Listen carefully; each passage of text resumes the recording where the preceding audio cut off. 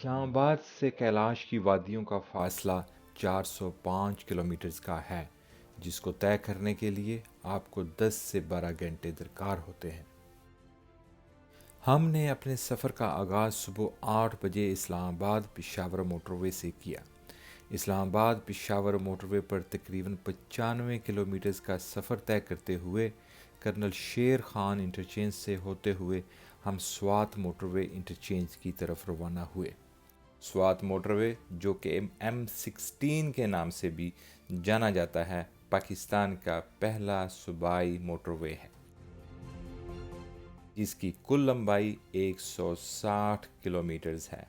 Swat motor وے نوشہرہ سے شروع ہو کر سوابی، مردان اور مالاکنڈ سے ہوتا ہوا لوور دیر کے شہر چکدرا میں ختم ہوتا ہے۔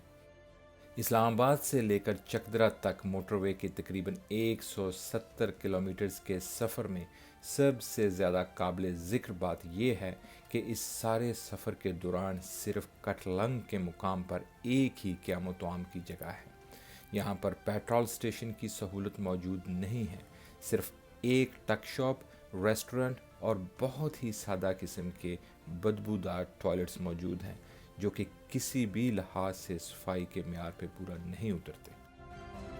کرنل شیر خان انٹرچینج سے چکدرا تک کا سفر 80 کلومیٹرز کا ہے، جو کہ 1 گھنٹہ میں طے کیا۔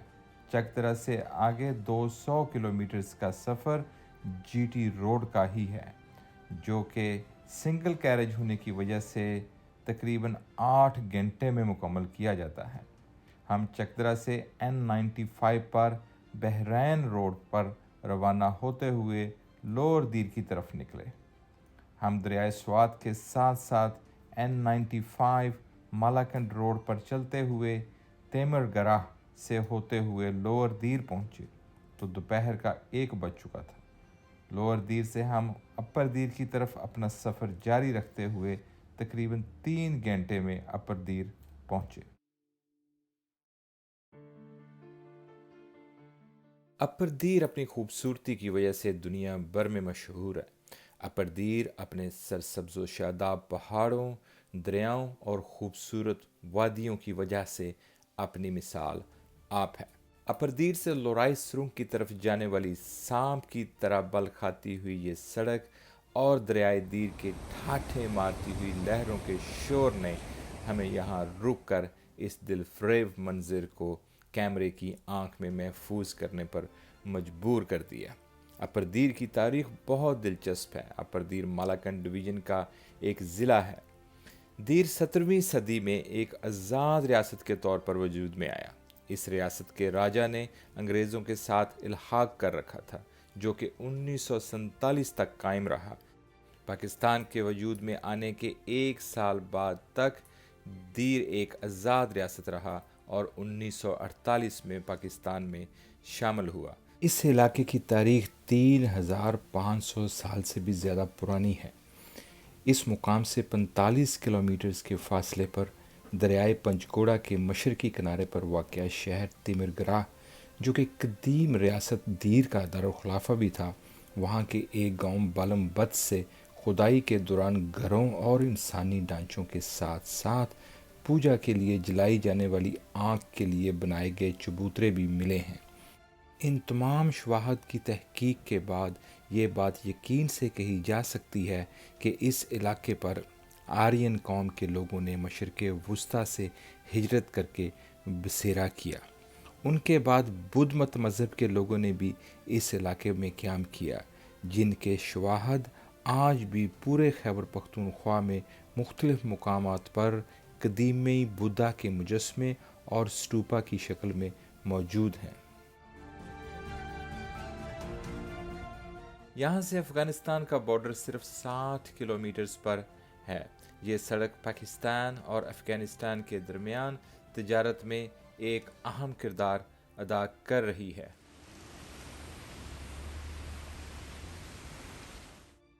لواری ٹنل پہنچ کر لوگوں سے معلومات لیں تو پتہ چلا کہ اس کی کہانی بہت ہی دلچسپ ہونے کے ساتھ ساتھ دردناک بھی ہے۔ لواری ٹنل اپر دیر سے 23 کلومیٹرز پر واقع لواری پاس کے مقام پر ہندوکش کی پہاڑی سلسلے کو کاٹ کر بنایا گیا۔ لواری ٹنل کی کل لمبائی 10.4 کلومیٹرز ہے، جس کی وجہ سے اسے پاکستان کا طویل ترین ٹنل ہونے کا اعزاز حاصل ہے۔ لواری سرنگ کی کھدائی اور تعمیر کا کام ستمبر 1975 میں شروع ہوا۔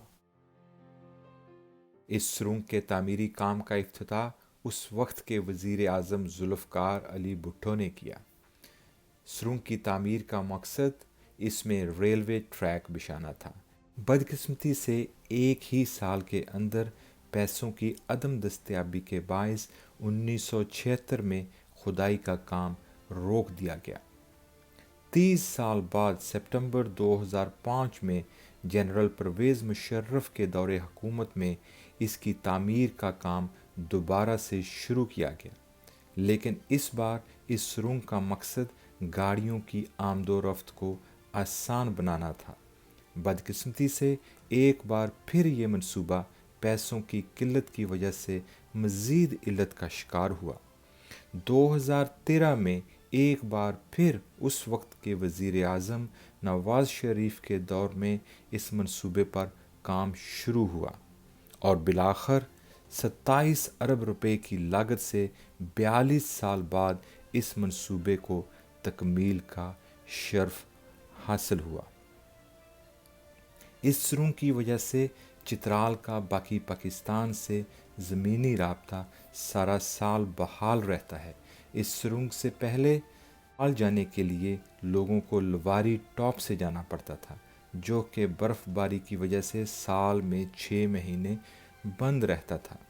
یہ سرنگ رات 8 بجے سے صبح 6 بجے تک بند کر دی جاتی ہے اور دن میں بھی وقفے سے 1 گھنٹہ اور 2 گھنٹے کے لیے بند کی جاتی ہے۔ اس لیے اپنا سفر شروع کرنے سے پہلے کال کر کے اوقات معلوم کرنا نہ بھولیے۔ لواری ٹنل سے وادی کلاش کا 42 کلومیٹرز کا راستہ پتھریلا اور ٹوٹ پھوٹ کا شکار ہونے کی وجہ سے انتہائی سست رفتاری کا باعث بنتا ہے، جس کی وجہ سے آپ کو بظاہر کم نظر آنے والا فاصلہ 4 سے 5 گھنٹے میں طے ہوتا ہے۔ اس سفر پر نکلنے سے پہلے اس بات کو یقینی بنائیں کہ آپ سورج غروب ہونے سے پہلے آیون گاؤں پہنچ جائیں۔ آیون سے وادی کلاش جانے کے لیے آپ کو جیپ ہائر کرنا پڑتی ہے، جو کہ آیون گاؤں میں آسانی سے دستیاب ہیں۔ پاکستان کے خوبصورت تفریحی اور تاریخی مقامات کو دنیائے سیاحت کے نقشے پر اجاگر کرنے کی اس چھوٹی سی کاوش میں آپ بھی میرا ساتھ دیں۔ اس ویڈیو کو لائک کریں، شیئر کریں اور میرے چینل کو سبسکرائب کریں تاکہ آپ ہر آنے والی نئی ویڈیو دیکھ سکیں۔ شکریہ۔